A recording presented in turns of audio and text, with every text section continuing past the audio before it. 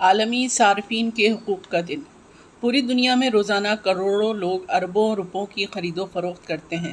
بحیثیت صارف ان کے کچھ حقوق ہوتے ہیں جس کے تحت کوئی بھی چیز خریدتے ہیں، چاہے وہ کسی بھی market, shop keeper, on line یا بنانے والے ادارے سے براہ راست خریدی گئی ہو۔ اگر ان کا معیار خراب ہو تو ان کو تبدیل یا واپس کر سکتے ہیں۔ صارف کو پورا حق حاصل ہے کہ وہ مصنوعات جو وہ خریدتے ہیں ان چیزوں کا معیار اور قیمت کے بارے میں معلومات لے سکیں، اور بالفرض اگر وہ چیز خریدنے کے بعد سمجھ میں نہیں آتی تو اس کو واپس یا تبدیل بھی کر سکتے ہیں، اور ایسا نہ ہونے کی صورت میں وہ اپنی شکایت درج کروا سکتے ہیں، جس کے لیے پاکستان میں بھی کنزیومر کورٹ موجود ہیں۔ ہر سال پوری دنیا میں 15 مارچ کو صارفین کا دن منایا جاتا ہے تاکہ اس حوالے سے عالمی سطح پر شعور کو اجاگر کیا جا سکے۔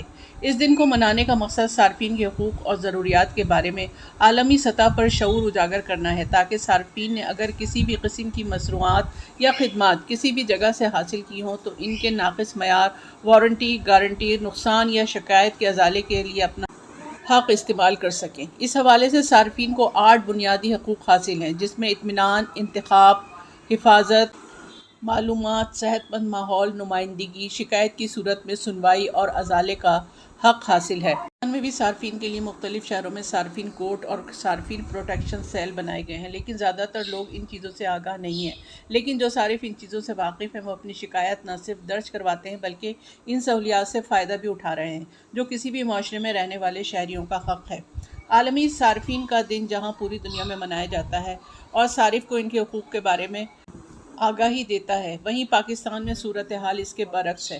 یہاں زیادہ تر لوگ اس بات سے کم ہی واقف ہوں گے کہ پاکستان میں صارفین کی شکایت کے لیے باقاعدہ صارفین کورٹس بھی موجود ہیں، جو کہ بطور صارف ان کے حقوق کا تحفظ کرتے ہیں۔